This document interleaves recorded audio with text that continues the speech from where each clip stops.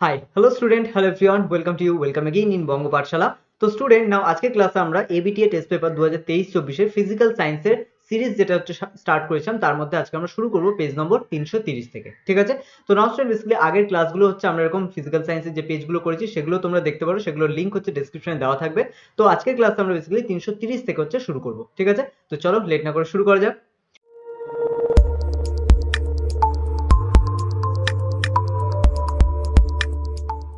তো স্টুডেন্ট শুরু করার আগে তোমাদের একটা কথা বলি, যারা হচ্ছে আজকে ক্লাসে নতুন আছো তাদেরকে আমরা বলে রাখি যে তোমরা হচ্ছে এই ধরনের ফিজিক্যাল সায়েন্স বা লাইফ সায়েন্সের যে টেস্ট সিরিজ সেগুলো হচ্ছে পরপর পেয়ে যাবে। তো তার জন্য তোমাদের কি করতে হবে, তার জন্য তোমাদের সাবস্ক্রাইব করে রাখতে হবে চ্যানেলটা, যাতে হচ্ছে নতুন যে ভিডিওগুলো আসবে সেই ভিডিওর নোটিফিকেশন তোমাদের কাছে চলে যায়। ঠিক আছে, তো দেখো আমাদের ফার্স্ট কোয়েশ্চেন কি দিয়েছে, বলেছে নিচে কোন গ্যাসটি ভূপৃষ্ঠ থেকে দীর্ঘ তরঙ্গ দৈর্ঘ্য বিশিষ্ট অবলোহিত রশ্মি শোষণ করে। তাহলে দেখো এক্ষেত্রে এক কথায় দিলেই হতো যে ভূপৃষ্ঠের কোন গ্যাসটি হচ্ছে সব থেকে বেশি হচ্ছে অবলোহিত রশ্মি বা হচ্ছে গ্রিন হাউস প্রভাবের জন্য দায়ী। ঠিক আছে, তো অবলোহিত রশ্মি আমরা বলেছিলাম যে অবলোহিত রশ্মি হচ্ছে সূর্য থেকে যে আলোক রশ্মি আসে তার মধ্যে যে রশ্মি অ্যাকচুয়ালি পৃথিবীর উষ্ণতা বৃদ্ধিতে হচ্ছে সাহায্য করে বা উষ্ণতা বৃদ্ধির জন্য দায়ী তাকে বলা হয় অবলোহিত রশ্মি। ঠিক আছে, তাহলে এখানে হচ্ছে আমাদের সব থেকে বেশি কোন গ্যাসটি গ্রিন হাউসের জন্য দায়ী, বেসিক্যালি হচ্ছে আমাদের এখানে যেগুলো দেওয়া আছে N2O2 CH4 He, তো এর মধ্যে হচ্ছে CH4 মানে মিথেন হচ্ছে দায়ী, তো সেই জন্য হচ্ছে এটা কি হবে মিথেন। ঠিক আছে, কিন্তু যদি এখানে অপশনের মধ্যে CO2 থাকতো তাহলে কিন্তু অবশ্যই মিথেন না হয়ে CO2 হতো। বোঝা গেল, এটা খেয়াল রাখতে হবে।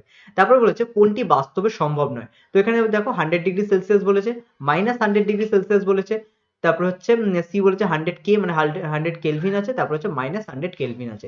তো এগুলো দেওয়া আছে, তো তার মধ্যে দেখো অ্যাকচুয়ালি হচ্ছে কিন্তু -100 কেলভিন যেটা, এটা কিন্তু সম্ভব নয়, কারণ কেলভিন স্কেল কিন্তু 0K থেকে হচ্ছে শুরু হয়, এর থেকে নিচে হচ্ছে যায় না, তো সেই কারণে হচ্ছে -100K এটা হচ্ছে পসিবল নয়। ওকে, তারপর চলে আসি আমরা নেক্সট কোয়েশ্চেন, কি বলা হয়েছে 9 গ্রাম জলে অণুর সংখ্যা n হলে 22 গ্রাম CO2 তে, আচ্ছা 22 গ্রাম CO2 তে অণুর সংখ্যা কত হবে। তো বেসিক্যালি দেখো 9 গ্রাম জল বলেছে, জলের যদি আমরা পারমাণবিক ভর নির্ণয় করি তাহলে আসে 18। এবার 18 এর হাফে, এবার দেখো 18 গ্রামের হাফ গ্রাম জল বলতে 9 গ্রাম, তাহলে হাফ গ্রাম জল সমান সমান না হাফ গ্রামের জলে হচ্ছে অণুর সংখ্যা কত n পরিমাণ, তাই তো, মানে অ্যাকচুয়ালি হচ্ছে যেটা হচ্ছে মোলার আয়তন সেখানে হাফ মোল আমরা বলতে পারি, তাই তো। এক মোল জল যেহেতু হচ্ছে 18 গ্রাম, তাহলে এখানে 9 গ্রাম মানে কি হাফ মোল জল, তাহলে হাফ মোল জলে অণুর সংখ্যা n। আর এখানে হচ্ছে কার্বন ডাই অক্সাইডটা, এবার দেখো কার্বন ডাই অক্সাইডের হচ্ছে এখানে 22 গ্রাম বলেছে, কিন্তু কার্বন ডাই অক্সাইডেরও আমরা যদি ভর নির্ণয় করি তাহলে এটা কত আসে 44। তাহলে এখানে 1 গ্রাম কার্বন ডাই অক্সাইড বা 1 মোল কার্বন ডাই অক্সাইডের হচ্ছে ভর কত 44 গ্রাম, কিন্তু এখানে কত গ্রাম দেওয়া আছে 22 গ্রাম, তার মানে এটাও হাফ হচ্ছে। তাহলে এখানে হচ্ছে হাফ পরিমাণ হচ্ছে যদি CO2 বলা হয় তাহলে সেটা কি হাফ মোল হচ্ছে CO2 এর সমান। তাহলে হাফ মোল জলের ভর যদি n হয় বা হাফ মোল জলে অণুর সংখ্যা, সরি এখানে হাফ মোল অণুর সংখ্যা, এখানে হাফ মোল জলে অণুর সংখ্যা যদি n হয় তাহলে কিন্তু হাফ মোল কার্বন ডাই অক্সাইডের অণুর সংখ্যা কত হবে n হবে, সেক্ষেত্রে আমাদের অপশন বি হচ্ছে সঠিক উত্তর। ঠিক আছে, তো এই ধরনের কোয়েশ্চেন যদি তোমাদের কোনো সমস্যা হয়ে থাকে এটা বলার পরেও, তাহলে অবশ্যই কমেন্ট করে জানাতে পারো, সেক্ষেত্রে হচ্ছে আমরা এর উপর সেপারেট একটা আলাদা ক্লাসই করবো যেখানে হচ্ছে এই ধরনের কোয়েশ্চেনগুলো আমরা ডিসকাস করবো। ঠিক আছে, নাও চলে আসি আমরা তারপরের কোয়েশ্চেনে, কি বলা আছে দৈর্ঘ্য প্রসারণ গুণাঙ্ক নিচের কোন ক্ষেত্রে প্রযোজ্য। তো বেসিক্যালি দৈর্ঘ্য প্রসারণ গুণাঙ্ক দেওয়া আছে কঠিন, তরল, গ্যাসীয় কোনোটিই নয়। তো বেসিক্যালি দেখো আমরা বলেছিলাম কঠিনের ক্ষেত্রেই তিনটে প্রসারণ গুণাঙ্ক দেখা যায়, দৈর্ঘ্য, ক্ষেত্র এবং আয়তন। তো সেক্ষেত্রে কঠিনের ক্ষেত্রেই একমাত্র কিন্তু দৈর্ঘ্য থাকে, সেই জন্য কঠিনের ক্ষেত্রেই দৈর্ঘ্য প্রসারণ গুণাঙ্ক হচ্ছে প্রযোজ্য। ওকে, চলে আসি নেক্সট কোয়েশ্চেন, বলেছে কোন অবতল দর্পণে বক্রতা কেন্দ্রগামী রশ্মি আপতন কোণের সমান, কোন অবতল দর্পণে বক্রতা কেন্দ্রগামী রশ্মি হচ্ছে আপতন কোণের সমান। তো এখানে হচ্ছে 45 ডিগ্রি হবে। কেন 45 ডিগ্রি হবে, কারণ দেখো বলেছে হচ্ছে কোন অবতল দর্পণে, কোন একটি অবতল দর্পণ, ঠিক আছে কোন অবতল দর্পণে, সরি কোন নয়, কোন একটি অবতল দর্পণে বক্রতা কেন্দ্রগামী রশ্মির আপতন কোণ কত হবে। তো বক্রতা কেন্দ্র থেকে হচ্ছে যে রশ্মি যাবে সেটা সবসময় 0 ডিগ্রিও হবে না, 90 ডিগ্রিও হবে না, 180 ডিগ্রিও হবে না, সেক্ষেত্রে 45 ডিগ্রি হবে। ঠিক আছে, তো এই জন্য হচ্ছে এটা খেয়াল রাখতে হবে। এখানে হচ্ছে যদি 30 বা 60 থাকতো একটু কনফিউজিং হয়ে যেত, কিন্তু এখানে যেহেতু কনফিউজ করার মতো হচ্ছে কোনো নাম্বার দেয়নি, যেটা দিয়েছে 45, তো এটা 45ই হবে। ঠিক আছে, যদি 30 বা 60 থাকতো সেক্ষেত্রেও কিন্তু 45ই তোমরা হচ্ছে করবে। ঠিক আছে, ঘাবড়ে যাবে না সেই ধরনের কোয়েশ্চেন দেখে, বাট 30 বা 60 থাকলে সেক্ষেত্রে ওটাও একটা কোণ করেই পড়ে, কিন্তু অ্যাকচুয়ালি যেহেতু বলেছে আমাদের বক্রতা কেন্দ্রগামী তাহলে এটা সবসময়ের জন্য 45 ডিগ্রি হবে। ওকে, চলো চলে আসি আমরা নেক্সট কোয়েশ্চেন, কি বলা হয়েছে, বলেছে বিচ্ছুরণের ক্ষেত্রে সঠিক ক্রমটি লিখুন। তো দেখো এক্ষেত্রে বিচ্ছুরণের ক্ষেত্রে সঠিক ক্রম কোনটা সেটা বের করতে বলেছে। তো এখানে বিচ্ছুরণ দেখো আর্ট ধরা হয়েছে এবং তার সাথে হচ্ছে রেড বা ভায়োলেট এই আলোগুলো হচ্ছে ধরা আছে। তো আমরা জানি হচ্ছে আমাদের যে বিচ্ছুরণের সময় যে 7টা আলোর বর্ণ পাওয়া যায় সেগুলো কি কি? এক হচ্ছে মানে ভায়োলেট থেকে শুরু হয়, বেগুনি থেকে শুরু করে লালে গিয়ে শেষ হয়, তাই তো?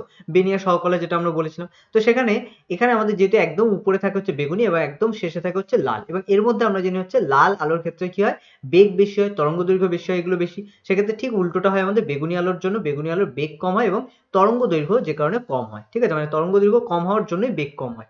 তাহলে দেখো এখানে আমাদের কোয়েশ্চেন কি বলেছে, বিচ্ছুরণের ক্ষেত্রে সঠিক ক্রমটি লেখো, ঠিক আছে? তাহলে কোনটির বিচ্ছুরণ সব থেকে বেশি? তো এখানে খেয়াল রাখতে হবে বিচ্ছুরণ তারই বেশি হবে যার হচ্ছে তরঙ্গ দৈর্ঘ্য কম, আর যেহেতু বেগুনি আলোর তরঙ্গ দৈর্ঘ্য কম তাহলে এটা অবশ্যই হচ্ছে বেগুনি আলোর হচ্ছে তরঙ্গ মানে বিচ্ছুরণ বেশি হবে। তাহলে এখানে সঠিক ক্রম কোনটি হবে? অবশ্যই হচ্ছে আর ভি, যেটা হচ্ছে মানে মানে এক্ষেত্রে আমাদের আর আর লেস দেন হচ্ছে আর ভি, তার মানে কি অপশন বি হয়ে যাচ্ছে আমাদের কারেক্ট অ্যান্সার, কারণ এখানে আর ভি যেটা সেটা দিয়ে কি আছে, লেস দেনের হচ্ছে সাইনটা আছে, তাই তো? তাহলে এক্ষেত্রে আর ভি হচ্ছে আমাদের সব থেকে বেশি হবে। তাহলে সেক্ষেত্রে বিচ্ছুরণের সঠিক ক্রম কোনটা হবে? অপশন বি হবে, ঠিক আছে? চলে আসি আমরা নেক্সট কোয়েশ্চেন, কি বলেছে, 1 কুলম্ব আধানে ইলেকট্রন সংখ্যা প্রায়, 1 কুলম্ব আধানে ইলেকট্রন সংখ্যা হচ্ছে কতগুলো থাকে? তো দেখো নরমালি 1 কুলম্ব আধান, 1 কুলম্ব আধান বলেছে মানে তাহলে 1 কুলম্ব আধানে হচ্ছে ইলেকট্রনের সংখ্যা বের করতে বলেছে। তার আগে আমাদের এই কোয়েশ্চেনটার অ্যান্সার হচ্ছে আমরা আগেও পেয়েছিলাম এবং আগেও করেছিলাম। এখানে কি হয়, এখানে বেসিক্যালি হচ্ছে একটি ইলেকট্রনের আধান সংখ্যা আগে বের করতে হবে, তারপর সেখান থেকে হচ্ছে 1 কুলম্ব আধানে হচ্ছে কতগুলো ইলেকট্রন থাকে সেটা বের করতে হবে, ঠিক আছে? তো দেখো নরমালি এখানে আমাদের জানতে হবে যেটা সেটা হচ্ছে একটি ইলেকট্রনে, ঠিক আছে? একটি হচ্ছে ইলেকট্রনে, ইলেকট্রনকে আমরা ই দিয়ে প্রকাশ করছি, একটি ইলেকট্রনের হচ্ছে আধান কত, 1.6 ইন্টু 10 টু দি পাওয়ার হচ্ছে -90, ঠিক আছে? এবার বলেছে হচ্ছে 1 কুলম্ব আধানে, তাহলে এখানে 1 কুলম্ব এটাকে আমরা ঘুরিয়ে লিখতে পারি যে 1.6 into 10 to the power -19 coulomb আধান ইলেকট্রন থাকছে একটি, তাই তো? তাহলে 1 কুলম্ব আধানে ইলেকট্রন কত থাকবে? 1 বাই হচ্ছে 1.6 ইন্টু 10 টু দি পাওয়ার -90, এটাকে তোমরা ক্যালকুলেট করলেই আমাদের ভ্যালু আসবে কত, 6.25 ইন্টু 10 টু দি পাওয়ার 18, যেটা হচ্ছে -19, এটা যেহেতু নিচে চলে আসবে 1 বাই হচ্ছে যেহেতু এটা আসবে, ঠিক আছে? 1 বাই 1.6 এটা হচ্ছে আসবে, ঠিক আছে? 1.6 ইন্টু 10 টু দি পাওয়ার হচ্ছে -19। তো এই -19 যেটা দেখছো এটা অ্যাকচুয়ালি কি উপরে উঠে যাবে, তাই তো? তাহলে এটাই উপরে উঠলে তখন হচ্ছে +19 হবে, কিন্তু এখানে একের সাথে এখান থেকে কি আসবে, একটা হচ্ছে 10 এখান থেকে বেরিয়ে আসবে, তাহলে সেক্ষেত্রে হচ্ছে 18 হয়ে যাবে, ওকে? 10 টু দি পাওয়ার 18 হয়ে যাবে। আর এটা যেহেতু 10 হয়ে যাবে আর তারপরে এখানে যে পয়েন্ট আছে এটাও তোলার জন্য এখানে আরো একটা 10 গুণ হবে, উপরে 100 হবে, তখন এই 16 দিয়ে হচ্ছে 100 কে ভাগ করলে আমাদের অ্যান্সার আসবে 6.25, ওকে? সেক্ষেত্রে উপরে 6.25 তার সাথে হচ্ছে 10 টু দি পাওয়ার 18 থাকছে, ঠিক আছে? তো এই অনুযায়ী হচ্ছে আমাদের কি হবে, এখানে ইলেকট্রন সংখ্যা হচ্ছে হবে, ঠিক আছে? তাহলে এখানে আমাদের ইলেকট্রন সংখ্যা তোমরা ক্যালকুলেট করলেও এটা পেয়ে যাবে, এটা কত আসবে 6.25 ইন্টু 10 টু দি পাওয়ার 18, ওকে? তারপরে কোশ্চেনে চলে আসি, বলেছে কোষের তড়িৎচালক বলের একক নিউটন, জুল, ভোল্ট, ওহম, ঠিক আছে? কোনটায় হচ্ছে প্রকাশ করা হয়? তো দেখো কোষের তড়িৎচালক বল বলেছে, তো দেখো তড়িৎচালক বল অ্যাকচুয়ালি কিন্তু হচ্ছে এটা বিভব প্রভেদের উপর ডিপেন্ড করে, তো সেই জন্য এখানে বিভব প্রভেদ যত বেশি হবে তড়িৎচালক বলও তত বেশি হবে, সেই জন্য বিভব প্রভেদের একক যেহেতু ভোল্ট, সেক্ষেত্রে তড়িৎচালক বলের একক কি হবে আমাদের ভোল্ট, সেক্ষেত্রে অপশন সি হচ্ছে আমাদের কারেক্ট অ্যান্সার। তারপরে চলে আসি আমরা হচ্ছে নিচেরটা 1.9, বলেছে নিচের রশ্মিগুলির মধ্যে গ্যাসকে আয়নিত করার ক্ষমতা কোনটি সব থেকে বেশি? তো এটা আমরা পড়েছিলাম যে আলফা, বিটা এবং গামার মধ্যে সব থেকে বেশি ক্ষমতা কি আলফার, ঠিক আছে? গ্যাসকে আয়নিত করার। কিন্তু যদি বলতো ভেদন ক্ষমতা তাহলে কিন্তু আমাদের গামা হতো ভেদন ক্ষমতা সব থেকে বেশি, ঠিক আছে? নেক্সট কোশ্চেনে চলে আসি আমরা, বলেছে 2 নম্বর পর্যায়ের তীব্র জারণধর্মী মৌলটি হলো, 2 নম্বর পর্যায়ে তীব্র জারণধর্মী মৌল কোনটা সব থেকে বেশি হচ্ছে জারণধর্মী হচ্ছে মৌল? তো এখানে কি কি দেওয়া আছে দেখো, বলেছে O2 দেওয়া আছে, CO2 আছে, F আছে আর Br আছে। তো এর মধ্যে হচ্ছে দেখো সব থেকে হচ্ছে তড়িৎ ঋণাত্মক এদের মধ্যে হচ্ছে F, ঠিক আছে? ফ্লুরিন। তো সেই জন্য তীব্র জারণধর্মীর মধ্যে হচ্ছে আমাদের এখানে ফ্লুরিনই হচ্ছে হবে, ঠিক আছে? তাহলে F2 হচ্ছে আমাদের কি তীব্র জারণধর্মী হচ্ছে মৌল, বোঝা গেল? চলে আসি আমরা নেক্সট কোশ্চেন, বলছে সমযোজী বন্ধন দেখা যায় কোন অণুতে? সমযোজী বন্ধন দেখা যায়, তো বেসিক্যালি দেখো সমযোজী বন্ধন দেখা যায় হচ্ছে আমাদের ক্যালসিয়াম ক্লোরাইড দেওয়া আছে, ম্যাগনেসিয়াম ক্লোরাইড, সোডিয়াম ক্লোরাইড আর হাইড্রোজেন ক্লোরাইড। তো বেসিক্যালি সমযোজী বন্ধন দেখা যায় কিন্তু মানে হাইড্রোজেন ক্লোরাইড, কারণ বাকিগুলো সবই হচ্ছে তড়িৎযোজী মৌল, সেই কারণে এদের মধ্যে সমযোজী বন্ধন কিন্তু দেখা যায় না, ওকে? চলো নেক্সট কোশ্চেনে চলে আসি আমরা, কি বলা আছে, জলীয় দ্রবণে একটি মৃদু তড়িৎ বিশ্লেষ্য হলো, জলীয় দ্রবণে মৃদু তড়িৎ বিশ্লেষ্য মানে হচ্ছে কম পরিমাণ হচ্ছে তড়িৎ পরিবহন করতে পারে। H2SO4 আছে, এটাও একটা স্ট্রং অ্যাসিড, তাহলে এটা হচ্ছে তীব্র তড়িৎ বিশ্লেষ্য হবে। NaCl, এটা দেখো NaCl বেসিক্যালি কি, NaCl হচ্ছে আমাদের Na প্লাস এবং Cl মাইনাস হচ্ছে আয়নে ভেঙে যায়, তাহলে এটাও হচ্ছে একটা তীব্র তড়িৎ বিশ্লেষ্য হবে। তারপরে আছে আমাদের হচ্ছে CH3CH4 এই COOH, তাই তো? মানে অ্যাসিটিক অ্যাসিড, এটা হচ্ছে আমাদের কিন্তু মৃদু হবে, ঠিক আছে? এর সাথে যদি NaOH দেখো, এটাও একটা তীব্র ক্ষারীয় যেটা Na প্লাস OH মাইনাসে ভেঙে যায়, সেক্ষেত্রে এই তিনটেই হচ্ছে কিন্তু অ্যাকচুয়ালি তীব্র হচ্ছে তড়িৎ বিশ্লেষ্য, একমাত্র CH3COOH এটাই হয়ে যাবে আমাদের কি মৃদু তড়িৎ বিশ্লেষ্য। ওকে, তো দেখো এখানে কোয়েশ্চেনটা কি হতো, সদ্য প্রস্তুত নাইট্রোপ্রুসাইড দ্রবণে H2S গ্যাস চালনা করলে কি ধরনের হচ্ছে বর্ণ ধারণ করবে। তো এটা হচ্ছে বেগুনি বর্ণ ধারণ করবে। এই কোয়েশ্চেনটা আমরা আগেও পেয়েছিলাম, তো এটা হচ্ছে খেয়াল রেখো, এখানে কিন্তু বেগুনি বর্ণ ধারণ করবে। ঠিক আছে, আর এটা কোথায় আছে, এটা বেসিক্যালি আমাদের হাইড্রোজেন সালফাইডের যে চ্যাপ্টারটা আছে, যেখানে আমরা অ্যামোনিয়া, হাইড্রোজেন সালফাইড, নাইট্রোজেন এই গ্যাসগুলো নিয়ে পড়েছিলাম, সেই জায়গা থেকে কিন্তু এই কোয়েশ্চেনটা হচ্ছে এসেছে। ওকে, নাও চলে আসি আমরা তারপরে, নিচের কোনটি অ্যালুমিনিয়াম আকরিক বক্সাইডের সংকেত। আচ্ছা, অ্যালুমিনিয়াম আকরিক বক্সাইডের সংকেত, আচ্ছা অ্যাকচুয়ালি হচ্ছে এটা একটু অন্য হতো, যে নিচের কোনটি হচ্ছে বক্সাইডের সংকেত, ঠিক আছে, বা অ্যালুমিনিয়ামের আকরিক বক্সাইডের সংকেত কোনটি হবে। তো বেসিক্যালি দেখো এখানে হচ্ছে Al2O3, তার সাথে হচ্ছে দু অণু হচ্ছে জল, ঠিক আছে, এটা হবে আমাদের হচ্ছে সঠিক উত্তর। তাহলে সেক্ষেত্রে আমাদের বক্সাইডের সংকেত কি হবে, Al2O3 তার সাথে দু অণু জল, এটা হচ্ছে বক্সাইডের সংকেত। ঠিক আছে, তারপরে চলে আসি, দেখো নেক্সট কোয়েশ্চেন বলেছে হচ্ছে অ্যালকাইনের সাধারণ সংকেত কি। আইন বলেছে, লাস্টে দেখো এখানে কি আছে, আইন বলছে। তাহলে আইন থাকলে এখানে আমাদের যে সাধারণ সংকেত বা স্থূল সংকেত বলা হয় যেটা, সেটা অ্যাকচুয়ালি কি হবে, CnH2n-2। ঠিক আছে, সেক্ষেত্রে আমাদের অপশন বি হবে কারেক্ট অ্যান্সার। এখানে আমি তোমাদের জন্য আরেকটা কোয়েশ্চেন ছেড়ে দিচ্ছি, সেটা তোমরা জানলে অবশ্যই হচ্ছে কমেন্টে জানাও। এক্ষেত্রে যদি হচ্ছে আমাদের অ্যালকিন হতো, তাহলে স্থূল সংকেত কোনটা হতো। ঠিক আছে, অবশ্যই হচ্ছে এটা কমেন্ট করে আমাকে জানাও। নেক্সট কোয়েশ্চেন আমরা চলে আসি, কি বলা হচ্ছে, বায়ুমণ্ডলে কোন স্তরে কৃত্রিম উপগ্রহ থাকে। তো বায়ুমণ্ডল হচ্ছে এক্সোস্ফিয়ার স্তরে হচ্ছে কৃত্রিম উপগ্রহ থাকে। ওকে, তো এটা হচ্ছে খেয়াল রাখো। তারপর আসছে দেখো, তাপন মূল্যের এসআই এককটি লেখো। তাপন মূল্যের এসআই একক কি, কিলো জুল পার হচ্ছে গ্রাম, এটা হচ্ছে তাপন মূল্যের এসআই একক। ঠিক আছে, নেক্সট কোয়েশ্চেনে চলে আসি, বলেছে বায়োগ্যাসের মূল উপাদান কি কি। বায়োগ্যাসের মূল উপাদান হচ্ছে মিথেন ও কার্বন ডাই অক্সাইড। ঠিক আছে, মূল উপাদান, এখানে আমাদের বায়োগ্যাসের মূল উপাদান দিয়েছে, কি কি বলেছে সেই জন্য আমরা দুটো লিখলাম। যদি তোমাকে শুধু বলতো যে বায়োগ্যাসের মূল উপাদান কোনটি, একটা বলতো, তাহলে কিন্তু তখন দুটো না লিখে একটাই লিখবে, এবং সেটা অবশ্যই হবে মিথেন। ঠিক আছে, কারণ কার্বন ডাই অক্সাইড খুব কম পরিমাণে উৎপন্ন হয়, ম্যাক্সিমাম প্রায় 80% থেকে, মানে 60 থেকে 80% হচ্ছে কিন্তু এখানে আমাদের মিথেন উৎপন্ন হয়। ঠিক আছে, এটা খেয়াল রাখতে হবে। নেক্সট কোয়েশ্চনে চলে আসি, আমরা বলেছি কি শর্তে বাস্তব গ্যাস আদর্শ গ্যাসের ন্যায় আচরণ করে। তাহলে কি কন্ডিশন হলে বাস্তব গ্যাসগুলো আদর্শ গ্যাস, যেটা আমাদের PV = nRT সমীকরণ মেনে চলে, সেই সমীকরণ অনুযায়ী হচ্ছে আচরণ করে। কোন শর্তে, বেসিক্যালি উচ্চ যদি উষ্ণতা হয় এবং নিম্ন যদি চাপ হয়, সেক্ষেত্রে কিন্তু এরকম আচরণ করে। বোঝা গেল। চলে আসি নেক্সট কোয়েশ্চেন, কি বলা হচ্ছে দেখো, বলেছে STP তে 64 গ্রাম অক্সিজেন এবং 22.4 লিটার কার্বন ডাই অক্সাইডের অণুর সংখ্যার অনুপাত কত। তো দেখো বলেছে 64 গ্রাম অক্সিজেন, এবার অক্সিজেন বলেছে মানে কি, অক্সিজেন গ্যাস, মানে এটা O2 আকারে অবস্থান করে। ঠিক আছে, এটা কি O2 আকারে হচ্ছে অবস্থান করে। ঠিক আছে, তারপরে কি আছে, 22.4 লিটার কার্বন ডাই অক্সাইড। তাহলে দেখো এটা অ্যাকচুয়ালি ভর, মানে গ্রামে দেওয়া আছে, তারপর এটা হচ্ছে আয়তনে দেওয়া আছে। তাহলে এটা 64 গ্রাম অক্সিজেন আর 22.4 লিটার কার্বন ডাই অক্সাইডের অণুর সংখ্যা। এবার দেখো 64 গ্রাম হচ্ছে অক্সিজেন। ঠিক আছে, তাহলে 64 গ্রাম অক্সিজেন, অক্সিজেন অ্যাকচুয়ালি O2, তাহলে O2 হচ্ছে 1 মোল থেকে হচ্ছে, ঠিক আছে, এটা 1 মোল, O2 আগে কিছু নেই মানে 1 আছে, তাহলে 1 মোল ভর কত, 32 গ্রাম। ঠিক আছে, 1 মোলের ভর কত, 32 গ্রাম। ওকে, তাহলে 1 মোল কার্বন ডাই অক্সাইডের, সরি, অক্সিজেনের ভর কত, 32 গ্রাম। এবার দেখো এর সাথে সাথে একটা জিনিস খেয়াল করো, তাহলে এটা 64 কখন হবে, যখন এটা 2 মোল হবে। তাহলে সেটা আমরা যদি হচ্ছে 2 মোল অক্সিজেন নিই, তাহলে আমরা বলতে পারি 2 মোল যদি O2 লিখি, তাহলে এটা কত হবে, এটা হচ্ছে 64 গ্রাম হবে। ঠিক আছে, এটা বুঝতে পারছো, তাহলে এটা আমি আর লিখছি না, তাহলে 2 মোল O2 এর ভর কত হবে, 64। এবার দেখো এর সাথে সাথে বলেছে কি 22.4 লিটার কার্বন ডাই অক্সাইডের অণুর সংখ্যা। এবার দেখো 22.4 যদি হয়, ঠিক আছে, 22.4 লিটার কার্বন ডাই অক্সাইড বলতে অ্যাকচুয়ালি হচ্ছে কত মোল কার্বন ডাই অক্সাইড। ভালো করে যদি আমরা খেয়াল করি, আমাদের সেই অ্যাভোগাড্রো সংখ্যা বা অ্যাভোগাড্রো নাম্বার ওখানে ছিল, যে কোনো হচ্ছে গ্যাসের, ঠিক আছে, সেটা কার্বন ডাই অক্সাইড হোক বা অক্সিজেন, প্রত্যেকের ক্ষেত্রে 1 মোল কার্বন ডাই অক্সাইডের পরিমাণে আয়তন কত হয়, 22.4। ঠিক আছে, বা 1 মোল যে কোনো গ্যাসের পরিমাণ কত, 22.4 লিটার, তাই তো। তাই সেক্ষেত্রে এখানে 22.4 লিটার কার্বন ডাই অক্সাইড বলতে অ্যাকচুয়ালি কি 1 মোল কার্বন ডাই অক্সাইড। তার মানে আমরা বলতে পারি 1 CO2, বা আমরা শুধু CO2 লিখতে পারি, তাই তো, সেখানে 1 মোলই বোঝাবে CO2, তাই তো। তাহলে CO2 হচ্ছে ভর কত হবে, আচ্ছা সেক্ষেত্রে 1 মোল CO2, আচ্ছা এখানে ভর দরকার নেই, এখানে আমাদের তাহলে 1 মোল CO2 এর অণুর সংখ্যা কত হবে, অ্যাভোগাড্রো সূত্র অনুযায়ী 6.022, তাই তো, 6.022। ঠিক আছে, 6.022 ইন্টু 10⁻23, এটা হচ্ছে এখানে কার্বন ডাই অক্সাইড থাকছে, তাই তো, ইন্টু 10 কত হবে, 23। ওকে, 10 কত হবে, 23।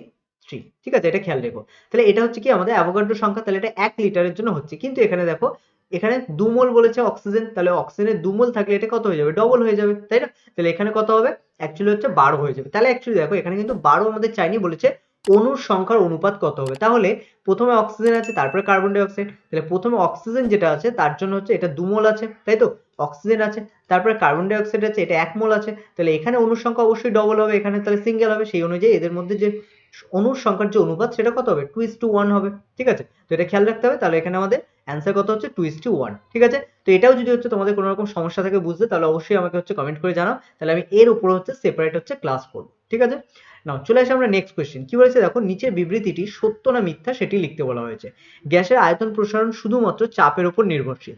তো গ্যাসের যে আয়তন প্রসারণ সেটা চাপের উপর নির্ভরশীল নয়, কারণ গ্যাসের আয়তন প্রসারণ শুধুমাত্র চাপের উপর নয়, এটা কিন্তু মেনলি আমাদের হচ্ছে উষ্ণতা বা তাপমাত্রার উপর নির্ভরশীল, ঠিক আছে। এটা খেয়াল রাখো। তারপরে কি বলা হয়েছে, তারপরে বলেছে হচ্ছে এসআই পদ্ধতিতে তাপ পরিবাহিতাঙ্কের একক। তো এটা দেখো এই ধরনের কোয়েশ্চেন কিন্তু আমাদের খুব আসছে, বিশেষ করে তাপ পরিবাহিতাঙ্কের এককের ক্ষেত্রে। তো এটা খেয়াল রাখতে হবে, এসআই পদ্ধতিতে তাপ পরিবাহিতাঙ্কের একক হচ্ছে joule, metre inverse, kelvin inverse, second inverse, ঠিক আছে। অথবা আমরা জুল আর সেকেন্ড থেকে হচ্ছে ওয়াট আসে, সেক্ষেত্রে আমরা বলতে পারি ওয়াট পার, ওয়াট পার হচ্ছে মিটার কেলভিন, ঠিক আছে। বা এখানে যেহেতু পার দিনই, তাহলে সেক্ষেত্রে আমরা ডট দিয়ে বলতে পারি মিটার ইনভার্স, কেলভিন ইনভার্স, ঠিক আছে। আই হোপ এগুলো লেখাটাও তোমরা শিখেছো যে কিভাবে লিখতে হবে, তো এগুলো খেয়াল রেখো। তারপর কি দেওয়া আছে দেখো, তারপরে কি দেওয়া আছে দেখো, বলেছে অবতল দর্পণের একটি ব্যবহার লেখো। দন্ত চিকিৎসকরা মুখের ভেতরের অংশ দেখার জন্য অবতল দর্পণ ব্যবহার করেন, ঠিক আছে। এবং দ্বিতীয় বলা যেতে পারে গাড়ির হেডলাইটে প্রতিফলক রূপে হচ্ছে অবতল দর্পণ ব্যবহার করা হয়। তাহলে এগুলো কি অবতল দর্পণের ব্যবহার। ওকে, চলে আসি আমরা নেক্সট কোয়েশ্চেন। কি বলা হয়েছে দেখো, বলেছে হচ্ছে উত্তল লেন্সে প্রধান অক্ষের সমান্তরাল কোন রশ্মি লেন্স দ্বারা প্রতিসরণের পর কোন পথে যায়। তাহলে উত্তল লেন্সের প্রধান অক্ষের সমান্তরাল কোন রশ্মি লেন্স দ্বারা, কোন রশ্মি, আচ্ছা সরি কোন হবে না, এটা কোনো হবে। তো কোন রশ্মি লেন্স দ্বারা প্রতিসরণের পর কোন পথে যাবে। তাহলে এটা অবশ্যই হচ্ছে, যেহেতু বলেছে সমান্তরাল আলোক রশ্মি, তাহলে প্রতিসরণ যখন ঘটবে উত্তল লেন্স দ্বারা বলেছে, তাহলে লেন্স অ্যাকচুয়ালি দেখতে কেমন হয়, এরকম দেখতে হয়, তাই তো। এরকম দেখতে হয়, তাহলে এখানে প্রতিসরণের পর কোন, কোথায় মিলিত হবে, বেসিক্যালি আমাদের ফোকাস বিন্দুতে কিন্তু মিলিত হবে। বোঝা গেল, তো এটা খেয়াল রাখো।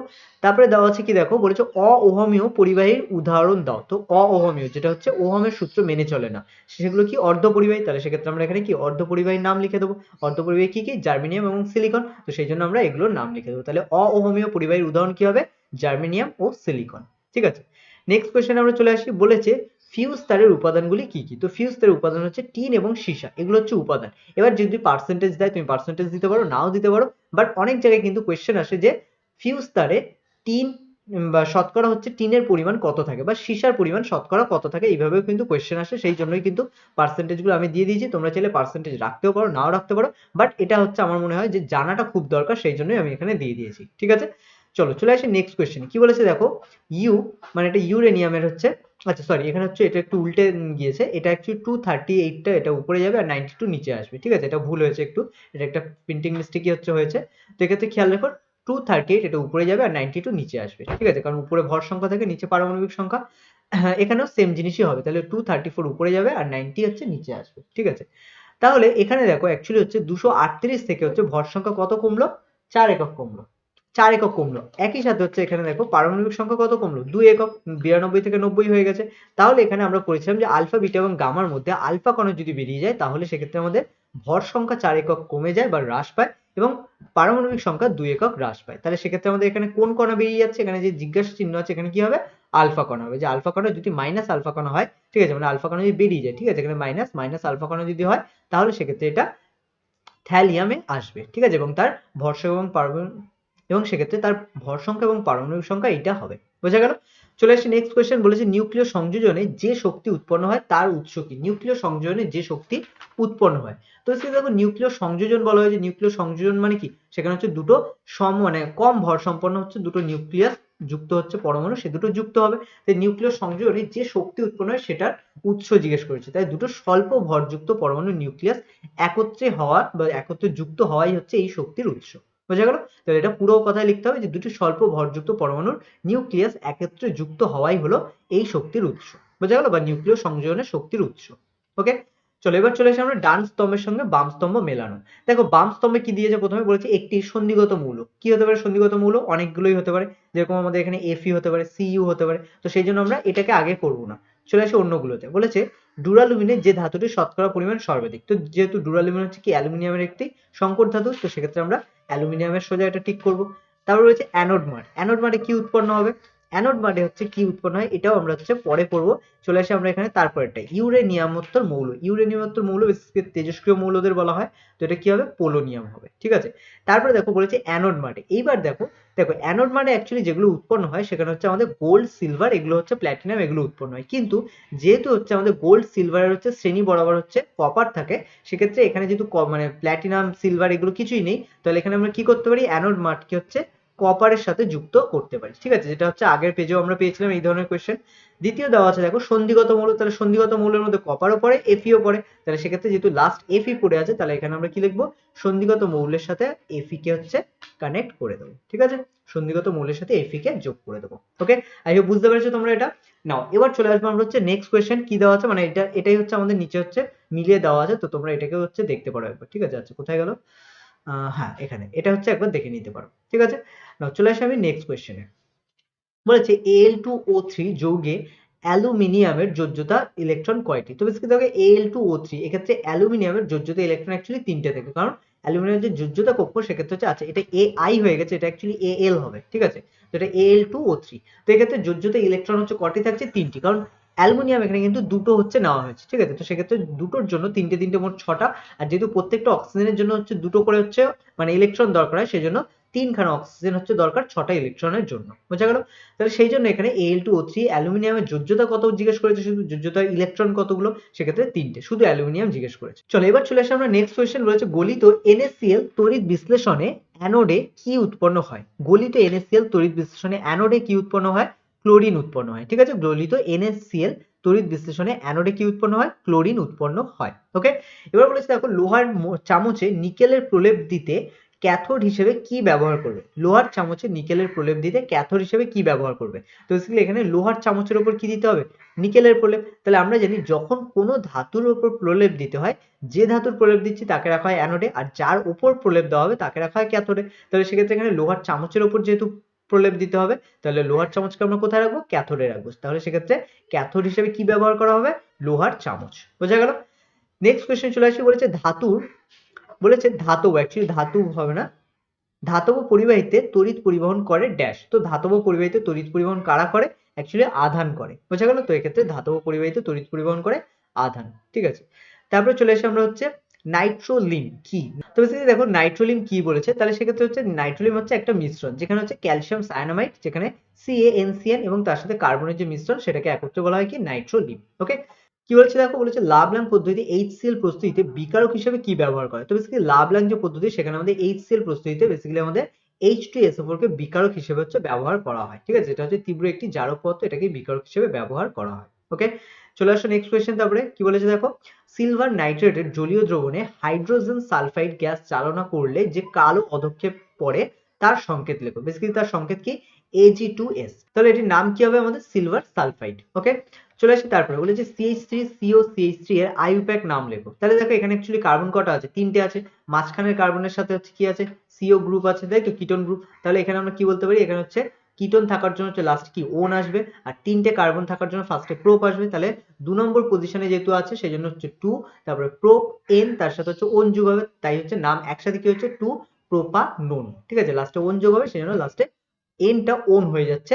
তো এক্ষেত্রে কি হচ্ছে? পুরো নাম 2 প্রোপানোন। ওকে, তারপরে বলেছে দেখো ইথিলিন অণুতে HCH বন্ধন কোণের মান কত? তো ইথিলিন বলেছে, তাই তো, ইন আছে, ইথিলিন লাস্টে ইন আছে, তাহলে এখানে কি ডবল বন্ড আছে দুটো কার্বনের মাঝে, আর ডবল বন্ড যখন থাকে আমরা বলেছিলাম সেক্ষেত্রে হচ্ছে দুটো কার্বনের মাঝে হচ্ছে বন্ধন কোণ কত হয়? 120, ঠিক আছে, তাহলে সেক্ষেত্রে হচ্ছে এখানে HCH যে বন্ধন কোণ তার মান কত হবে?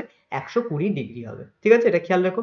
তারপরে হচ্ছে একটি প্রাকৃতিক পলিমারের উদাহরণ দাও। তো একটি প্রাকৃতিক পলিমার যেটা প্রকৃতিতে পাওয়া যায়, এরকম একটি পলিমারের নাম কি হবে? সেলুলোজ। ওকে, তো সেলুলোজ হচ্ছে একটি প্রাকৃতিক পলিমার যেটা আমাদের বিভিন্ন গাছের হচ্ছে যে বাকল সেখানে হচ্ছে পাওয়া যায়, বোঝা গেল। এছাড়া হচ্ছে খড় থেকে শুরু করে বিভিন্ন ধরনের হচ্ছে প্রাকৃতিক দ্রব্যের মধ্যেই এটা পাওয়া যায়। তাহলে একটি প্রাকৃতিক পলিমারের নাম কি হলো? সেলুলোজ, ঠিক আছে।